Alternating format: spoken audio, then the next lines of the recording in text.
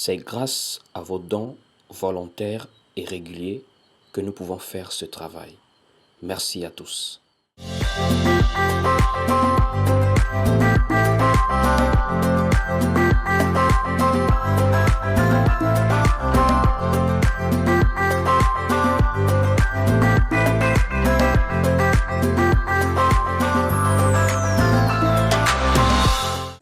Je voudrais qu'on puisse s'exhorter sur la séduction du diable.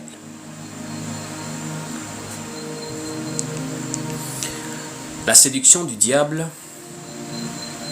c'est un thème important qui ramène plusieurs personnes à comprendre beaucoup de choses.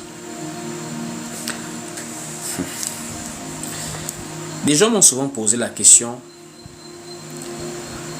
est-ce que tu veux faire comprendre que dans le monde entier, il n'y a que toi ou encore vous qui avez la vérité? Les gens me l'ont souvent dit. Que dans le monde entier, il n'y a que vous qui avez la vérité. D'autres me demandent souvent, est-ce que tu veux nous dire que tous ces gens qui prient sont dans le faux? Il n'y a que ce que tu fais qui est dans le vrai.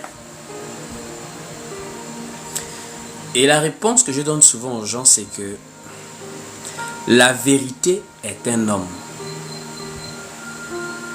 La vérité n'est pas juste un simple concept à disputer entre humains pour dire c'est moi qui ai la vérité, c'est toi qui as la vérité. La vérité, c'est quelqu'un. Il a dit, il est le chemin, la vérité et la vie. Ça veut dire on doit être capable de l'identifier, de le décrire pour connaître qui il est. Si on n'est pas capable de l'identifier, si on n'est pas capable de le décrire, on ne peut pas savoir, on ne peut pas connaître la vérité. Et c'est ça le problème de nos jours. Les gens pensent que la vérité est un concept théorique que l'on se dispute simplement l'appropriation. Non, c'est nous qui avons la vérité, c'est vous. La vérité est un homme. Il faut chercher à le connaître. Voici pourquoi le livre de Jean, chapitre 17, Jésus-Christ dit, « Or la vie éternelle, c'est qu'ils te connaissent toi, le seul vrai Dieu, et celui que tu as envoyé, Jésus-Christ. » Dire qu'on est dans la vérité, c'est de connaître qui est la vérité. Donc si on ne connaît pas Jésus, si on ne connaît pas sa parole, on ne peut pas dire qu'on est dans la vérité. Donc en réalité, tout le monde aujourd'hui peut pouvoir prendre du recul, s'observer, s'examiner et chercher à regarder la vérité pour voir s'il y a une compatibilité. L'apôtre Jacques nous dit que nous devons nous regarder face à la parole comme dans un miroir. C'est la parole qui nous donne notre position, ce n'est pas nous-mêmes. Personne ne peut dire de lui-même que je suis dans le mensonge. Qui peut dire cela? C'est la parole qui qualifie les gens. Toi, tu es menteur, toi, tu dis la vérité. C'est la parole. C'est la parole qui me disqualifie ou bien qui me qualifie. C'est la parole qui me condamne ou qui me justifie, ainsi que vous. Ce n'est pas de nous-mêmes. Ça veut dire qu'on ne peut pas être influencé par une foule de personnes qui se sont réunies dans un stade pour prier. On n'est plus à ce niveau, en fait. On n'est plus au niveau de voir que parce que des gens sont à 10 000 sur un live, c'est qu'ils sont dans la vérité. Non, non, non. La vérité est un homme. Et cet homme, c'est celui qui est mort à la croix pour nos péchés. Le Seigneur Jésus-Christ. Étant mort, ressuscité, et il est monté physiquement, il a été dérobé par une nuée. L'apôtre Paul nous révèle que ce Jésus, on ne le connaît plus aujourd'hui de cette manière physique qu'on l'a connu à une époque. Jésus-Christ n'est plus le même Jésus que nous avons connu à une époque. Aujourd'hui, on le connaît de manière différente. Aujourd'hui, on le connaît sous forme parole, inspiré par l'Esprit Saint. Ainsi, frères et sœurs,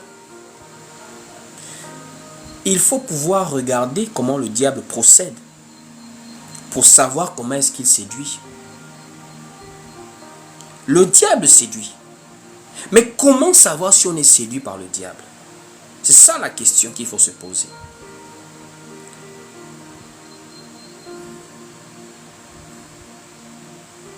Plusieurs personnes pensent que quand Jésus reviendra, beaucoup de gens seront sauvés.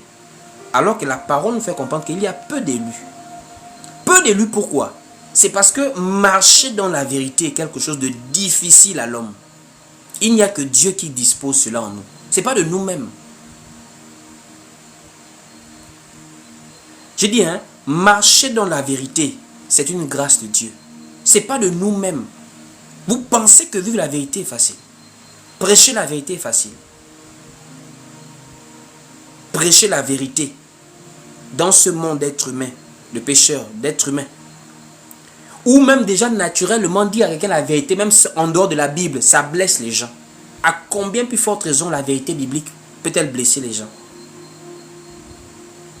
Le livre d'Apocalypse, chapitre 17, au verset 15, l'apôtre Jean explique qu'il y a une femme qui est sur une bête et ils sont sur des grandes eaux. Donc la femme est sur la bête et la bête est sur des grandes eaux. Les eaux là, ce sont les peuples, les foules, les nations et les langues. Ça veut dire plusieurs personnes sont séduites sans s'en rendre compte.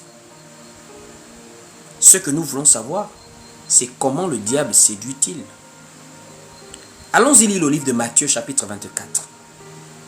C'est Jésus-Christ lui-même qui a prédit que la séduction viendra.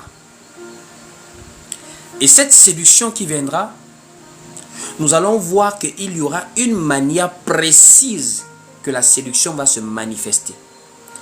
Le livre de Matthieu, chapitre 24, à partir du verset 5. Lisons. Matthieu 24, à partir du verset 4 même. Donc Matthieu 24, dès le verset 4. Jésus leur répondit, « Prenez garde que personne ne vous séduise. » Ça, c'est dans les signes de la fin du monde.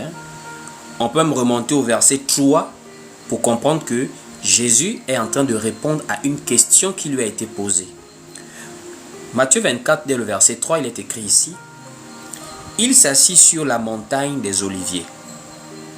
Et les disciples vinrent en particulier lui faire cette question. Dis-nous, quand cela arrivera-t-il?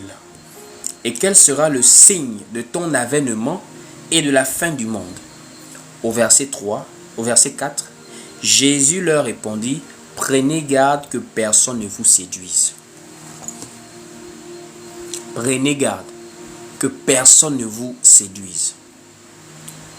La séduction en question, quelqu'un de charnel va directement avoir l'idée d'une femme mal vêtue. Va directement avoir l'idée d'une attraction physique, charnelle. Alors que la séduction du diable n'a rien à voir avec la pensée de l'homme. C'est maintenant dans le verset 5 que Jésus va donner une explication beaucoup plus claire pour t'amener à comprendre de quoi est-ce qu'il est en train de parler quand il parle de la séduction qui viendra dans les derniers jours, la séduction qui va précéder la fin du monde. Au verset 5, Jésus dit maintenant ici, nous sommes dans Matthieu 24, au verset 5, « Car plusieurs viendront sous mon nom, disant, c'est moi qui suis le Christ, et ils séduiront beaucoup de gens. » Ils ne vont pas séduire peu de gens, ils vont séduire beaucoup de gens. Je voudrais que cela, là, présentement, là, tu puisses prendre le calme parce qu'on va dire des choses.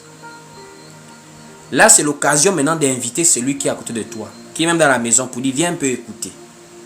C'est maintenant l'occasion pour toi maintenant d'envoyer le lien vite à un parent que tu veux qu'il écoute. Jésus prédit qu'il y aura de la séduction. Et pas à petite échelle. Il y aura de la séduction à grande échelle. Beaucoup de gens seront séduits. Ça veut déjà dire que ce ne sera pas des petites foules, des petits groupuscules. Ce sera des stades de personnes remplies. Des centaines de milliers et des millions de personnes qui sont concernées par la séduction. Et des milliards même aujourd'hui. Puisqu'on compte la planète en milliards maintenant d'habitants. Frère, séduire là, il va encore confirmer cela. Qu'il y a des gens qui viendront séduire. Beaucoup de personnes. Nous prenons le même Matthieu 24. On quitte le verset 5. On va au verset 11. Écoutons le verset 11 de Matthieu 24. Il dit ici, plusieurs faux prophètes s'élèveront et ils séduiront beaucoup de gens. Vous savez, hein, lorsque un mot est répété, parfois c'est pour mettre de l'emphase sur le mot. L'emphase veut dire l'exagération sur le mot. Ça veut dire on met de l'accumulation sur quelque chose pour t'amener à prendre conscience. C'est une manière d'attirer ton attention. On dit beaucoup de gens seront séduits. Pas peu, beaucoup de gens seront séduits. Parce que quelqu'un une fois m'avait posé la question. Quand tu dis par exemple que la femme ne prêche pas, tu veux dire que donc ces grands pasteurs qui laissent les femmes prêcher selon le faux. Écoutez le raisonnement de quelqu'un. Il me pose la question. Donc ces grands pasteurs, ces grands hommes de Dieu qui laissent les femmes prêcher, tu veux dire qu'ils sont dans le faux? Sur quelle base dit-il grand homme de Dieu? Ce sont les foules. En fait, on qualifie de nos jours un serviteur de Dieu d'être vrai par la masse de personnes qu'il peut rassembler.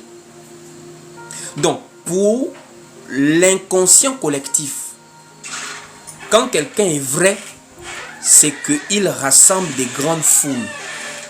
Donc, dans la pensée populaire, quelqu'un est vrai homme de Dieu parce qu'il réunit des milliers de personnes. Alors que nous oublions que dans Apocalypse, la prostituée qui est sur une bête, ils sont sur des grandes eaux. Et ces grandes eaux, la parole nous dit que ce sont des peuples, des foules, des nations et des langues, des grandes eaux.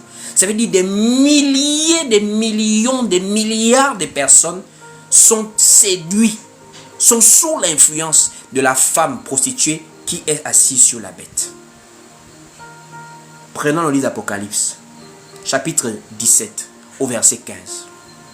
Parce qu'il faut déjà comprendre que la foule n'est pas liée à la vérité. Si tu ne comprends pas ça, tu es d'emblée séduit. Parce que tu es impressionné par les gens. Or, les gens aujourd'hui sont sous la séduction pour la plupart des personnes. La foule n'est pas un cachet de vérité. La foule n'est pas une marque de vérité. Jamais. Bien au contraire. La foule aussi peut parfois maintenant être un symbole de séduction. Parce que le monde apprécie ce que la personne dit. Or, le monde ne regarde pas comme Dieu lui y voit. Prenons Apocalypse, chapitre 17, au verset 15. On va lire. Apocalypse, chapitre 17, au verset 15. Il est écrit ici. Dans Apocalypse 17, au verset 15. Écoutez vous-même. Et il me dit, les eaux que tu as vues, sur lesquelles la prostituée est assise, ce sont des peuples, des foules, des nations et des langues. Ça veut dire la population mondiale dans sa majorité est sous une influence, pas l'influence de Dieu. Est sous une puissance, ce n'est pas la puissance de Dieu. La bête et la prostituée assise sur cette bête. Ça va directement avec le livre de 1 Jean chapitre 5 au verset 19. Où l'apôtre Jean nous dit que le monde entier est sous la puissance du malin. 1 Jean chapitre 5, au verset 19. Allons-y lire. 1 Jean, chapitre 5, au verset 19. Vous-même, écoutez très bien ce que la parole dit. 1 Jean 5, au verset 19. Nous savons que nous sommes de Dieu et que le monde entier est sous la puissance du malin. Donc ce que Jésus avait dit est confirmé par la prophétie.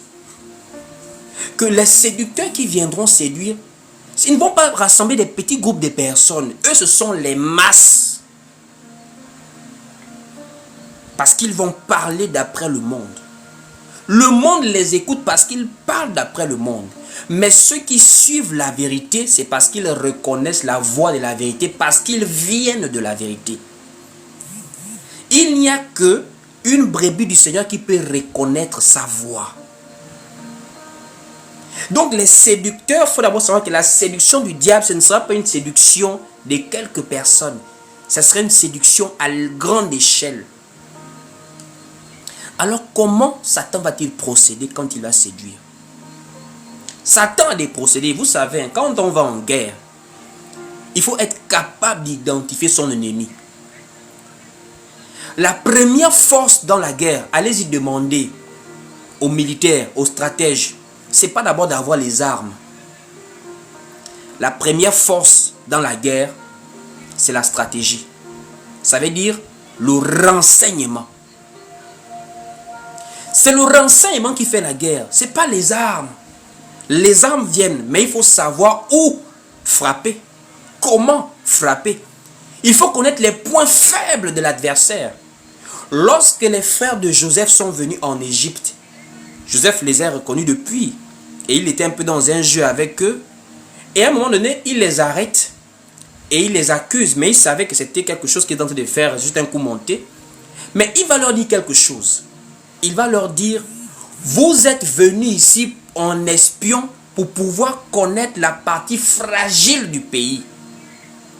C'est-à-dire, Joseph en tant que dirigeant, il regarde que si quelqu'un arrive en tant qu'espion, il ne vient pas pour voir la partie forte, il vient pour voir la partie faible. Où est-ce qu'il peut entrer pour frapper?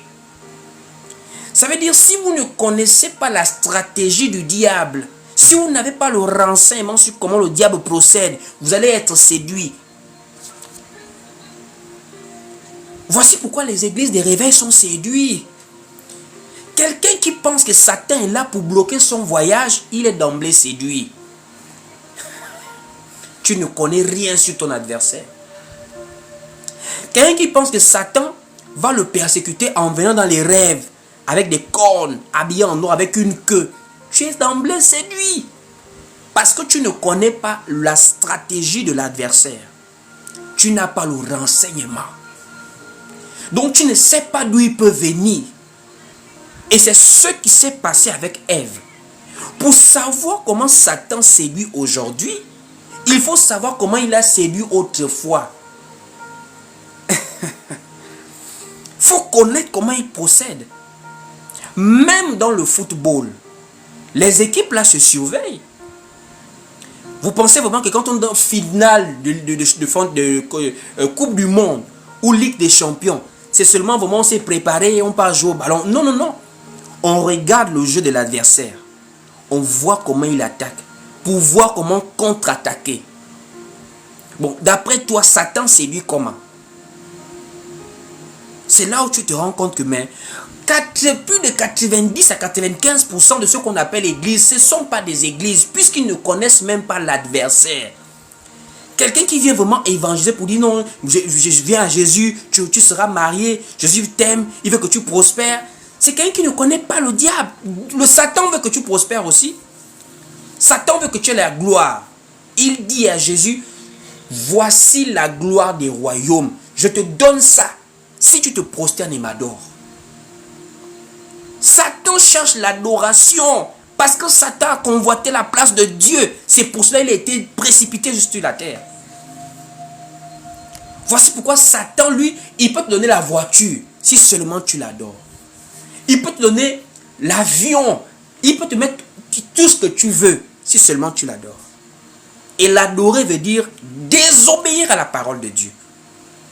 Parce que la parole de Dieu nous dit, il n'y a que Dieu seul qu'on adore. Et c'est ça que Jésus avait dit à Satan. Car il est écrit, tu adoreras le Seigneur ton Dieu et tu le serviras lui seul. Quand Satan a compris qu'il a été démasqué par le Seigneur, il a fui. Mais quand Satan réalise qu'il est en face d'un peuple qui ne connaît pas l'adversaire, Satan te fait tomber. C'est ce qui s'est passé avec Ève. Parce que Satan, la première des choses qu'il fait, premièrement, note là-bas. Note là-bas. Je vais noter. On est dans les stratégies du diable. Il faut avoir le renseignement sur l'adversaire. Si tu n'as pas le renseignement, tu tombes. Notez pour ceux qui notent. 1. Satan se déguise. Première stratégie du diable, il se déguise. Je dis première stratégie. Premier point sur la stratégie du diable pour séduire. Il se déguise. Regardez dans Genèse. Lorsque Dieu vient, il pose la question à Adam. Après avoir mangé de l'arbre de la connaissance du bien et du mal, Dieu pose la question à Adam. Pourquoi as-tu fait cela? Adam dit, c'est la femme que tu as mise à mes côtés. Il va vers Ève. Pourquoi as-tu fait cela? Ève dit, c'est le serpent qui m'a séduite et j'en ai mangé. Pourquoi Dieu n'est plus allé poser la question au serpent?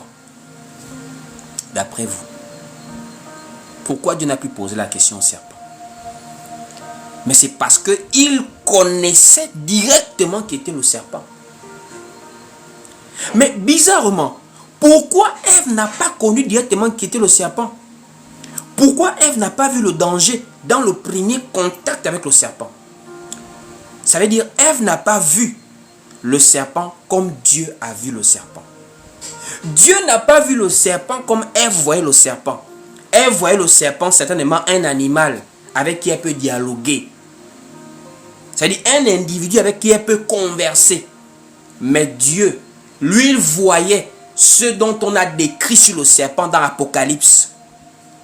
Dans Apocalypse, on dit, il fut précipité, le serpent ancien, le grand dragon, qui est le diable et Satan. Donc, et on précise, c'est lui qui séduit toute la terre. Donc, quand Dieu voit le serpent, il ne lui pose pas la question, il le maudit directement parce qu'il a directement identifié le séducteur. Ève avait identifié un voisin, mais Dieu a directement vu le séducteur. Donc, le camouflet, le déguisement du diable n'a pas marché avec Dieu parce qu'il connaissait l'adversaire de l'homme. Il connaissait l'identité de la personne qui était là. Donc, ça veut simplement dire que la première des choses qu'il faut faire, c'est de connaître le diable lui-même. Si on ne connaît pas comment il procède, on tombe directement. Alors, Satan, pour nous approcher, premièrement, se déguise. Satan ne peut pas engager une conversation avec toi s'il ne se cache derrière une identité qui t'inspire la confiance. Satan, la première des choses, il t'inspire la confiance. Ça veut dire il se rapproche de toi, mais sous un déguisement d'apparence, pour ne pas que tu l'identifies. Si Satan vient à toi avec des cornes, il sait que tu vas fuir. Si Satan vient avec toi avec le cœur ouvert pour te dire, moi je veux te dévorer, je veux que tu sois séparé de Dieu, tu ne peux pas l'accepter. Qu'est-ce qu'il va faire? Il va faire ce que l'apôtre Paul avait dit. Il va prendre l'apparence de Christ en ange de lumière, comme ces apôtres sont déguisés en apôtres de justice. 2 Corinthiens, chapitre 11, au verset 13. Allons-y lire ensemble. 2 Corinthiens, chapitre 11, verset 13. Il est écrit ici dans 2 Corinthiens 11, verset 13. Ces hommes-là sont de faux apôtres, ouvriers trompeurs, déguisés en apôtres de Christ. Et cela n'est pas étonnant, puisque Satan lui-même se déguise en ange de lumière. Il n'est donc pas étonnant que ces ministres aussi se déguisent en ministres de justice. Leur fin sera selon leurs œuvres. Donc, Satan lui-même, il sait qu'il ne peut pas s'approcher dans son identité réelle. Il se déguise en ange de lumière. Et ses apôtres, ses ouvriers, se déguisent en apôtres de Christ. Ça veut dire, tu ne peux pas attraper un faux pasteur sur la base de l'apparence. Tu es séduite directement. Si tu penses que les faux pasteurs, tu vas les attraper sur la base de l'apparence, tu es d'emblée séduit. Puisque la stratégie de l'adversaire, c'est d'abord d'avoir une apparence de brebis. Et c'est ce que le Seigneur lui-même va également nous dire dans Matthieu chapitre 7 verset 15. Qu'est-ce qu'il nous dit dans Matthieu 7 verset 15? Matthieu chapitre 7 verset 15. Il est écrit ici dans Matthieu 7 verset 15. Gardez-vous des faux prophètes. Ils viennent à vous en vêtements de brebis, mais au-dedans, ce sont des loups ravisseurs. Donc la première des choses, c'est l'apparence. Voici pourquoi vous allez remarquer, ils font tout pour ne pas avoir de scandale. Ce sont des gens qui travaillent l'apparence, qui travaillent le parcours, qui travaillent le témoignage. Mais parfois, vous allez même remarquer, ce que Dieu envoie, Dieu lui-même va d'abord gaspiller le témoignage. Pourquoi? Parce que Dieu veut des serviteurs humbles. Ça va te choquer, hein? Vous pensez retrouver un frère parce qu'il ne ment pas, il est propre, il a un bon témoignage depuis qu'il est petit, il n'a pas de scandale. Parfois, c'est Dieu lui-même qui évite des gens parfaits. Dieu ne veut pas des gens parfaits. Dieu veut, même si tu le sers, si tu as un trop bon témoignage, tu peux t'orgueillir un jour. Voici pourquoi David était tellement élevé quand il a terrassé Goliath. David est allé tomber devant Bathsheba. Et David a compris que je ne peux pas être quelqu'un qui mérite Dieu, qui mérite sa grâce. C'est un don immérité. Les gens qui ont voulu servir Dieu avec des bons témoignages, Dieu lui-même t'enseigne dans le parcours. Tu vas tomber, toi qui n'as pas prévu de tomber. Pas parce qu'il veut que tu tombes, parce qu'il veut t'enseigner l'humilité. Ce sont les faux là, qui font l'effort. Ils sont mariés depuis les 20 ans. Pasteur, je suis marié depuis 20 ans. Je n'ai jamais trompé ma femme. Mais ils laissent les femmes prêcher. Faux pasteur. Faux ouvrier de Dieu. Tu travailles le témoignage, mais tu détruis la parole. Nous là, c'est la grâce de Dieu. Nous sommes des Paul. Nous sommes des David. Nous sommes des Pierre. Notre parcours est là. Des hauts et des bas, des chutes, des relèvements. Parce que nous sommes sauvés par la grâce. Nous ne sommes pas sauvés par les œuvres. Ce n'est pas parce qu'on est trop saint qu'on ira au ciel. C'est parce que Dieu a eu pitié de nous. Il nous a envoyé Christ, il nous a fait grâce et nous avons accepté sa grâce.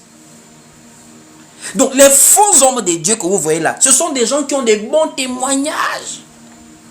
Ils ont des moyens. Tu ne peux pas le voir comme ça. C'est-à-dire, même la veste seulement qu'ils portent, ça fait ton loyer pendant 3 mois. Sa veste fait ton loyer pendant 3 mois. Ils sont carrés, propres, soignés. Le développement personnel, ils ont l'art oratoire. Ce sont des hommes charismatiques. Quand ils te parlent, toi-même tu as peur d'entendre sa voix. Il influence. C'est ça qu'ils travaillent d'abord. Pourquoi? Il te met dans une fausse confiance parce qu'il connaît le mental de l'homme. Le mental de l'homme, l'homme aime ce qui frappe au regard. Voici pourquoi Dieu a enseigné le prophète Samuel dans la maison d'Isaïe lorsqu'il allait oindre David. Isaïe a montré que même si tu es homme de Dieu, parfois même l'apparence peut te tromper. Le prophète Samuel s'est trompé parce qu'il a regardé Eliab par rapport à la taille de l'homme. C'est comme beaucoup de personnes. Quand on entend homme de Dieu, c'est le charisme. L'apparence, il y a les Bibles en main, le col pastoral. Voici pourquoi beaucoup de ces bandits-là, ils ont dépassé, ils mettent dans des soutanes. Ils sont répartis à la loi de Moïse.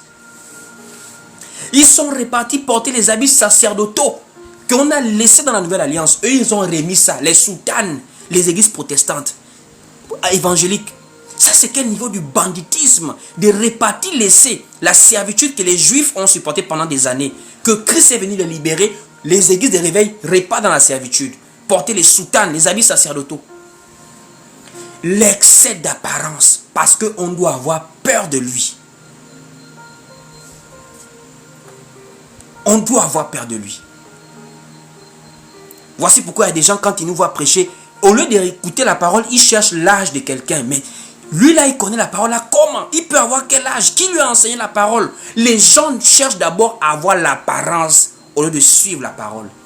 C'est la différence entre les enfants de Dieu et le monde. Les enfants de Dieu, eux, ce sont des brebis. C'est la voix qui les attire.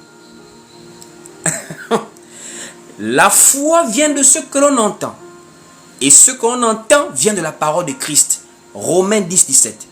On arrive dans Jean. Mes brebis entendent ma voix. Elles reconnaissent et elles me suivent. Un enfant de Dieu, c'est par la voix qu'il identifie les vrais et les faux. Or, la voix est un son articulé de la parole. Ça veut dire c'est quand quelqu'un prêche qu'un enfant de Dieu capte la compatibilité, il dit Amen. Mais le monde, ce sont les peuples, les foules. Ce sont les grandes eaux d'Apocalypse. Ils sont sous la puissance du malin sans s'en rendre compte. Pourquoi? Parce que l'homme de Dieu, c'est par le regard. Voici pourquoi beaucoup de ces faux-là travaillent l'apparence. Ils miroitent la réussite financière parce qu'ils vous montrent que c'est comme ça que c'est Dieu est dans ça. Dieu est dans la réussite financière. Donc si j'ai Dieu, c'est que je suis béni. C'est gravissime. Donc Satan, la première des choses qu'il fait, c'est l'apparence. Il va t'inspirer une fausse confiance. Quand tu le vois, tu as directement envie de l'appeler papa. Parce qu'il fait tellement homme de Dieu. Et ça vient même du pape. Regardez le pape avec les pasteurs des églises de réveil. Quand tu vois le pape honnêtement, à vue d'œil, l'homme là est tellement saint. Je dis à vue d'œil, l'homme là est saint. Voici pourquoi il arrive à capter l'attention de 1 milliard de fidèles sur la planète. 1 milliard de gens sont des catholiques d'après les statistiques qui sortent dans les journaux un peu partout. 1 milliard. Mais pourquoi? C'est parce qu'il inspire la confiance. Il inspire. Quand tu le vois, on a l'impression que ce monsieur ne se fâche jamais. Un monsieur qui ne se fâche jamais. Mais la Bible nous dit que Dieu lui-même se mettait en colère. Le livre de Nombre nous dit la colère de Dieu s'enflamma contre Aaron et Marie. Nombre 12. Mais quand tu vois le pape a dépassé même apparemment. Dieu se met en colère. Mais quand tu vois un être humain comme le pape, on ne dirait pas que lui se met en colère. Il est tellement saint. Mais d'apparence. Mais ce qui sort de la bouche de ce monsieur n'a rien à voir avec Dieu. Ça, c'est le diable. Et c'est ça que les pasteurs de l'église de réveil font. Ils se préparent. L'appel de Dieu chez eux se prépare. Ils ne sont pas appelés, ils se préparent à l'appel. Alors que quand tu es un vrai enfant de Dieu, c'est Dieu lui-même qui va se révéler à toi au temps fixé. Eux, ce sont des gens qu'on prépare depuis. Tu seras pasteur, tu seras le successeur de ton père à l'église. Donc, depuis étant petit, il se prépare. Il ne ment pas, il ne vole pas, il n'a pas de copines. Parce qu'il sait. Il n'est pas appelé, mais il va hériter. Lui, il hérite de la foi. Alors que nous, là, c'est la foi d'avoir entendu la parole de Dieu. Nous, on n'a pas hérité. On n'est pas catholique parce que nos pères étaient catholiques ou nos mères étaient catholiques. On n'est pas protestant parce qu'on nous a amenés. Nous, on est disciples de Jésus-Christ parce qu'on a cru après avoir entendu. Voici pourquoi on a été dans le monde. On a vécu des choses. On était dans le monde. Mais quand le plan de Dieu est arrivé sur nous, quand le plan de Dieu est arrivé sur nous, toi-même tu ne comprends pas ce qui t'arrive. C'est que tu aimais hier, tu commences à haïr ça aujourd'hui. Là où tu partais hier, tu commences à fuir aujourd'hui. Ça, c'est le plan de Dieu. Ce n'est pas une affaire d'apparence. Ce n'est pas une affaire de grande préparation. Le plan tombe sur toi, tu te convertis, tu te répands. À l'exemple de Paul. Dieu se révèle à Paul. Paul est en mission pour aller attraper les chrétiens pour les amener à Jérusalem. C'est là où Dieu l'appelle.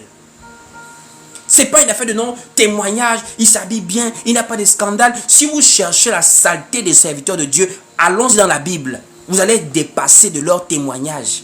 Pierre, il a régné Jésus. Paul s'est fâché dans le temple. David a été adultère. Samson, une femme l'a mis à terre.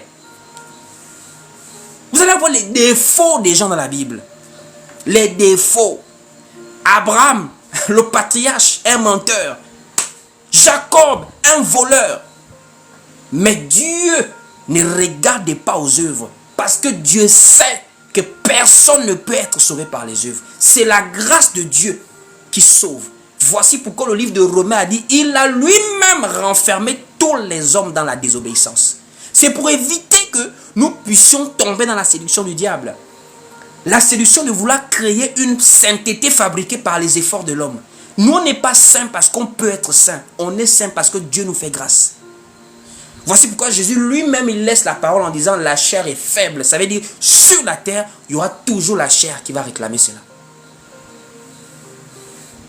Donc, première chose qu'il faut faire très attention, c'est l'apparence. Les gens qui mettent en avant de grandes apparences de sainteté, là, il faut s'en méfier. Ne nous limitons pas à cela, parce que c'est une stratégie du diable. Quand quelqu'un passe par l'apparence, c'est parce qu'il veut tromper. Même un homme, quand il aime une femme, il se montre qui il est. Quand un homme vient déjà jouer ce qu'il n'est pas, ma soeur, fais attention. Au lieu de dire la vérité que je suis un peu nerveux, il vient jouer au grand gentil. C'est le jour que tu te retrouves dans sa maison que tu vas comprendre que lui, c'est un nerveux. Au lieu de montrer qu'il est dur, il est pingre, si tu peux l'aider à changer, il te montre qu'il est gentil. Quand tu te retrouves dans sa maison, tu comprends que lui, là, il n'aime pas donner de l'argent aux femmes. L'apparence, le jeu d'image. Et Satan, c'est un expert dans ça. L'apparence de brebis. Mais dedans, nous sommes des lourds ravisseurs. C'est comme ça que les foules sont gagnées. Les masses sont gagnées, frère. Première stratégie. Est-ce que nous sommes là? Est-ce qu'on peut continuer pour aller maintenant au deuxième point? Premier point, c'est le déguisement. Est-ce que nous sommes prêts pour aller au deuxième point?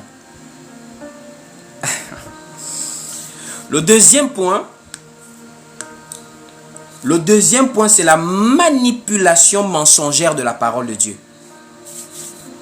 Deuxième point, la manipulation mensongère de la parole de Dieu. C'est le deuxième point. Et je vais vous expliquer avec détail de quoi il s'agit. Continuons à partager le live. C'est très peu partagé. Continuons à partager, ne nous fatiguons pas. Et à tapoter également. Donc le deuxième point, c'est la manipulation mensongère de la parole de Dieu. Alors, frères et sœurs, plusieurs personnes, quand ils entendent la séduction, ils se disent, c'est facile d'attraper Satan. Parce que Satan, c'est un menteur. C'est un menteur. Satan est là pour tuer, dévorer. Satan, il veut que notre mal. Satan ne dit pas la vérité. Il ne dit jamais ce qui est vrai. Il ment toujours. Est-ce que vous êtes allé bien lire le livre de Genèse? Est-ce que vous êtes allé bien lire ce livre-là? Sincèrement. Le livre de Genèse, est-ce que vous avez bien lu ça? Pour voir ce qui s'est réellement passé. Vous pensez que Ève est tombée n'importe comment? Vous pensez que Adam est tombé n'importe comment? Satan, sa deuxième stratégie vraiment forte, c'est la manipulation. Voici pourquoi on parle de séduire. Un séducteur, c'est un manipulateur. Dans le monde des affaires, les escrocs là, ils ont l'art de la parole. C'est d'abord des gens qui savent convaincre. Il ment, mais il a une manière de tournure verbale là que tu ne vois rien. Alors qu'il est en train de te prendre la tête. Regardez vous-même la scène. Nous sommes dans le livre de Genèse chapitre 3. Genèse chapitre 3. Le serpent arrive, il s'approche. Le serpent ne va pas prendre quelque chose d'autre comme sujet. Il ne va pas parler d'un animal. Tu as vu comment le lion se comporte? Tu as vu ça? Satan entre dans la parole de Dieu. Ça veut dire il part toucher au sacré. Et il sait que c'est l'objet de ta foi. C'est l'objet de ta discipline. C'est ce pourquoi tu vis, la parole de Dieu. C'est là où dans ça qu'il part te toucher. Voici pourquoi on parle de la séduction. C'est dans l'église que ça va se passer. Voici pourquoi l'apôtre Paul avait dit, ils sortiront du milieu de vous. Il s'élèvera du milieu de vous des gens qui enseigneront des choses pernicieuses. Satan, pour te manipuler, c'est même avec la parole de Dieu qu'il prend, mais il tord le sens. Satan pose la question à Ève. Dieu a-t-il réellement dit? Regardez Satan. Il ne prend pas un autre sujet. Hein. Il prend ce que Dieu... Donc la parole de Dieu, c'est avec ça qu'il va jouer avec Ève.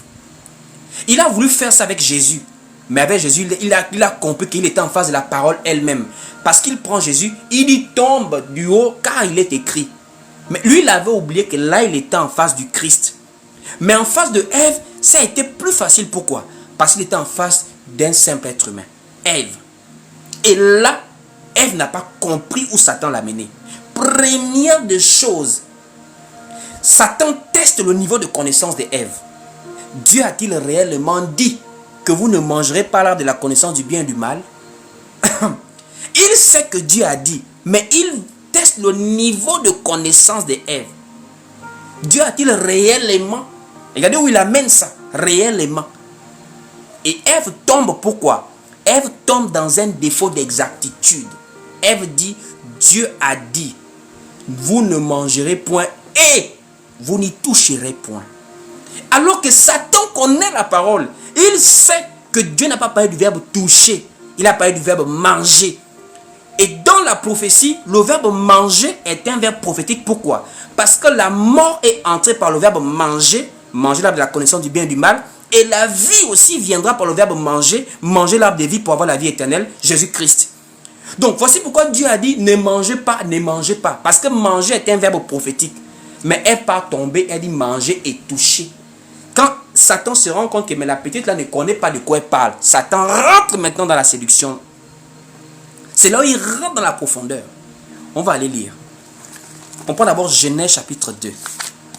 Genèse 2 au verset 16. Écoutez l'interdiction que Dieu donne à Adam. Elle n'était même pas encore là.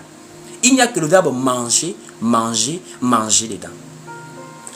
Genèse 2 au verset 16, écoutez. Il est écrit ici. L'Éternel Dieu donna cet ordre à l'homme. Tu pourras manger de tous les arbres du jardin. De tous les arbres du jardin. Mais tu ne mangeras pas de l'arbre de la connaissance du bien et du mal. Car le jour où tu en mangeras, tu mourras. On n'est que dans le verbe manger, manger, manger. On n'est que dans le verbe manger, manger, manger. Mais regardez la réponse. Écoutez la réponse que Ève va donner au serpent. C'est une réponse différente de la réponse qu'il fallait donner. Au lieu de se rester sur la parole, Ève va maintenant ajouter le verbe toucher. Allons-y maintenant. Genèse 2 au verset... Genèse 3 maintenant, à partir du verset 1er. Écoutez vous-même. Genèse 3 dès le verset 1er. Le serpent était le plus rusé de tous les animaux des champs que l'Éternel Dieu avait fait. Il dit à la femme, Dieu a-t-il réellement dit, vous ne mangerez point de tous les arbres du jardin? La femme répondit au serpent, nous mangeons du fruit des arbres du jardin. Mais quant au fruit de l'arbre qui est au milieu du jardin, Dieu a dit, vous n'en mangerez point et vous n'y toucherez point, de peur que vous ne mouriez. On est tous d'accord qu'il y a un petit problème ici. Dieu n'a pas parlé du verbe toucher ici. Dieu parle du verbe manger. Pas toucher. On peut toucher sans manger. Donc Dieu parle du verbe manger. Parce que manger, la mort va entrer par manger. Et la vie aussi viendra entrer par le verbe manger. Jésus a dit, mangez ma chair et buvez mon sang pour avoir la vie. Et il dit dans le livre de Jean, je suis le pain des vies. Il faut manger ce pain pour avoir la vie. Mais elle vient pas de toucher. Quand le serpent, quand le diable comprend qu'elle a un défaut de connaissance, au verset maintenant 3, au verset 4, écoutez ce qui se passe. Alors le serpent dit à la femme, vous ne mourrez point. Satan commence par un mensonge. Satan comprend qu'elle a un défaut de connaissance. Il dit maintenant, vous ne mourrez point. Il ment. Mais regardez comment il va tromper Ève. Il n'explique pas à Ève la mort, mais il laisse une déclaration. vous ne mourrez point. Il sait très bien qu'elle va manger et elle va tester si elle est morte et physiquement elle est encore en vie, alors que Dieu parlait de la mort spirituelle avant la mort physique. Parce que quand Adam et Ève ont mangé, ils ont été chassés du jardin, mais ils étaient encore en vie. Or, le jardin était l'image de la relation qu'ils avaient avec Dieu. Donc, quand ils ont été chassés du jardin, ils sont morts spirituellement, mais ils vivaient encore charnellement. Ève n'avait pas toutes ces informations, mais elle a écouté seulement, vous ne mourrez point. Satan est le maître de la manipulation verbale. Il est en train de te dire des choses sans t'expliquer la profondeur de la chose. Dieu a dit, vous mourrez. Il parlait de la mort, et spirituelle et physique. Mais Satan dit, vous ne mourrez point, parce qu'il sait que Ève n'a pas l'information que quand on désobéit à Dieu, on est déjà éloigné spirituellement, et ça c'est la première mort. Et quand il dit vous ne mourrez point, il poursuit en disant, mais Dieu sait que le jour où vous en mangerez, vos yeux s'ouvriront et vous serez comme des dieux connaissant le bien et le mal. Satan c'est un menteur, mais là il a dit la vérité. Puisqu'après, ils ont mangé et leurs yeux se sont ouverts. Satan, il a l'art de la manipulation. Hein. Il dit une portion de vérité dans un grand mensonge caché. Les gens qui pensent que Satan, il ment. Non. Satan est un menteur, mais il est surtout un manipulateur. Ça veut dire il peut dire une vérité cachée dans un grand mensonge. Le grand mensonge, c'était la conséquence de la désobéissance de l'ordre. Mais dans ça, il met une portion de vérité. Le jour que vous allez manger, vos yeux vont s'ouvrir. Et quand ils ont mangé, ça s'est accompli. Leurs yeux sont ouverts. Donc là, Satan a dit une vérité. Au verset 6, écoutez vous-même. La femme vit que l'arbre était bon à manger et agréable à la vue, et qu'il était précieux pour ouvrir l'intelligence. Elle y prit de son fruit et en mangea, et elle en donna aussi à son mari qui était auprès d'elle, et il en mangea. Les yeux de l'un et de l'autre s'ouvrirent, et ils connurent qu'ils étaient nus, et ayant conçu des feuilles de figuier, ils s'en firent des ceintures. Les yeux de l'un et de l'autre s'ouvrirent, et ils connurent qu'ils étaient nus. Donc Satan avait dit la vérité. Vous connaissez pourquoi est-ce que je mets ça en lumière? C'est parce que c'est ça même la manipulation du diable. Et c'est ce que nous voyons de nos jours. Ça veut dire quoi? Il y a des faux prophètes qui viendront vous dire certaines vérités. Comme Satan avait fait avec Ève. Il a menti sur toute la ligne. Mais pour bien attirer Ève, il a laissé une portion de vérité comme elle n'a pas. Voici pourquoi Apocalypse dit, parce que tu n'es ni chaud ni froid. Avec Dieu, il n'y a pas beaucoup de vérité, un peu de mensonges. Dieu, c'est la vérité, pas des mensonges. Mais Satan, lui, c'est un cuisinier spirituel. Il peut mettre vérité, mensonge, il prépare. Parce qu'il sait que Dieu va rejeter ce qui est mélangé. Voici pourquoi, même lors de la construction de la tour de Babel, ils ont retiré la pierre, ils ont mis la brique. Or, la brique est un mélange de l'eau, du sable et du ciment. Mais la pierre, c'est le roc, c'est pur, sans mélange. Or, la pierre, c'est Christ. Donc, la vérité, on ne la mélange pas avec du mensonge. Mais Satan, il se met à te mentir en te mettant un peu de vérité. Voici pourquoi le livre de Deutéronome chapitre 13, la parole nous dit qu'il y a des faux prophètes qui peuvent dire des vraies prophéties. Deutéronome 13 nous met en garde qu'il y a des gens qui peuvent vous dire des vraies choses, mais attention à ce qui s'ensuit. Est-ce que dans la prophétie là, après cela, il va te dire d'aller vers d'autres dieux? Ne le suis pas. Allons-y lire, Deutéronome chapitre 13. Deutéronome 13, dès le verset 1er, on va lire. Deutéronome 13, au verset 1er, il est écrit ici. S'il s'élève au milieu de toi un prophète ou un songeur qui t'annonce un signe ou un prodige, et qu'il y ait accomplissement du signe ou du prodige dont il t'a parlé en disant « Allons après d'autres dieux, des dieux que tu ne connais point, et servons-les », tu n'écouteras pas les paroles de ce prophète ou de ce songeur, car c'est l'Éternel votre Dieu qui vous met à l'épreuve pour savoir si vous aimez l'Éternel votre Dieu de tout votre cœur et de toute votre âme. C'est ce que nous voyons aujourd'hui. tu pars dans une assemblée, ma soeur Claudia, je vois une maman qui est un peu noire, un peu courte, je la vois. C'est qui c'est? Il y a un nom qui me vient là. Ça commence par...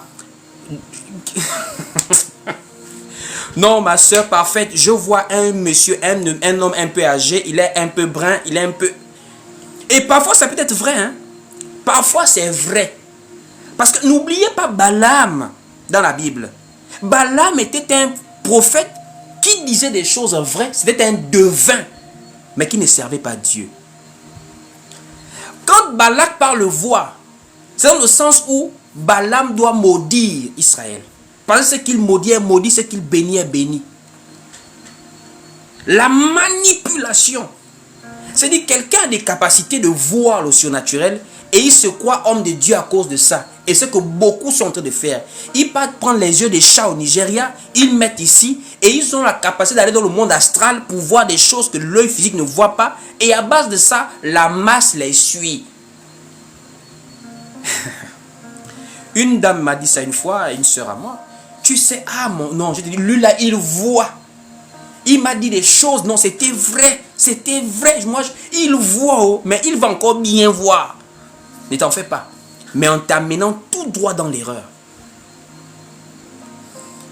Donc, un enfant de Dieu averti, il ne suit pas la manipulation du diable.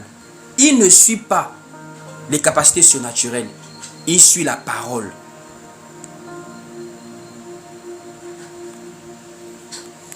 Il suit la parole.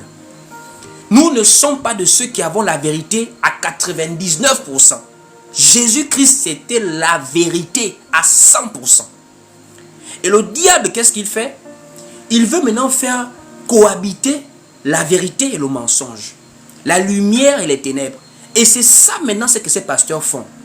Ils te conseillent bien sur le mariage, mais ils laissent les femmes prêcher, ils prélèvent la dîme, ils croient faut parler en langue, il est dans les confédérations, c'est un théologien, beaucoup de choses, mais ils te conseillent bien sur le mariage. Remarquez, ces grands pasteurs au Congo là-bas, vous les connaissez tous, c'est maintenant des grands spécialistes du mariage. Ils n'ont pas la doctrine, mais ils peuvent émouvoir les gens. S'ils te parlent de l'avenir, non, jeune homme, tu dois te lever pour le continent, il faut être intellectuel, il faut penser à ta vie. Mais il laisse la doctrine derrière lui. Ça, c'est le diable lui-même qui fait comme ça. Il est dans la manipulation. Il te conseille bien sur la vie, mais il ne respecte pas la doctrine du Seigneur. C'est ce que Satan avait fait. Il a dit une petite vérité à Ève. Tu vas manger, les yeux vont s'ouvrir. Ève va manger, ses yeux sont ouverts. Mais il a menti à Ève sur tout le reste. Les conséquences de cet acte, il n'a pas dit à Ève. C'est pour dire, frères et sœurs, Satan a une stratégie. Il faut le connaître pour ne pas tomber dans la stratégie du diable. Il y a tellement de choses à dire sur ce thème. Pour ce soir, nous allons nous arrêter par là et nous allons prier. De ce que tu as compris ce soir, je voudrais que tu puisses maintenant aller au-dedans de toi pour déjà rendre grâce à Dieu de t'avoir permis de comprendre certaines choses encore aujourd'hui concernant la séduction du diable. Et désormais de marcher dans la veille spirituelle, de veiller sur la parole et d'avoir une vie de prière afin que tu sois toujours vigilant par rapport à toutes les attaques de l'ennemi, afin de marcher dans la vérité. Christ revient déjà et il viendra trouver une église qui veille. Qui veille. Voici pourquoi il a dit veiller et prier. Et on veille en prêtant attention à la parole prophétique. Je vous ai compris maintenant où tu es. Où tu es, je veux que tu te lèves pour prier maintenant. Même 1 minute de prière seulement, c'est important. Nous persévérons non seulement dans la prière, mais aussi dans la parole. Lève-toi, nous allons prier maintenant avec moi. Tu vas élever ta voix pour rendre grâce à ton Dieu et pour implorer sa grâce afin qu'il te suive, qu'il te conduise maintenant dans la vérité. En toutes choses, que tu n'acceptes pas le compromis, que tu n'acceptes pas des vérités mélangées aux mensonges, mais que tu acceptes la vérité qui est vérité. Jésus-Christ, notre Sauveur, notre Seigneur. Élevons nos voix et prions au nom de Jésus-Christ. Seigneur, mon Dieu, mon roi, je te rends grâce. Je te dis merci pour toutes ces paroles. Je te bénis, je te rends grâce, mon Dieu, pour tout ce que tu as permis. Durant toute cette journée, tu nous as protégés, tu as veillé sur nous, afin que ce soir, nous puissions nous rassembler autour de ta parole. Je t'en prie, mon Dieu, mon roi. Permets-nous maintenant, ne plus d'une manière ou d'une autre, si on a été séduit à une époque, que ça ne se reproduise plus. Que nous marchions dans la vérité, Seigneur, désormais. Que nous puissions connaître les stratégies de l'ennemi, afin de le voir venir à distance et de l'esquiver, Seigneur. Nous voulons marcher dans ta parole. Nous voulons marcher sur le fondement apostolique chaque jour de nos vies, Seigneur, pour être des enfants agréables à toi. Merci pour ce temps de réunion. Conduis-nous et aide-nous à persévérer en toutes choses. Que l'honneur et la gloire te reviennent. C'est ainsi, ô Dieu, que nous avons tous prié. Au nom du Seigneur Jésus-Christ, nous disons tous Amen. Et Amen. Alors, nous sommes arrivés au terme de ces moments. Que Dieu vous bénisse, voilà. Toutes les personnes qui veulent nous contacter pour échanger avec nous, nous sommes joignables juste en inbox. Pour plus d'édification, suivez-nous sur Facebook, YouTube, TikTok et Instagram. Que Dieu vous bénisse.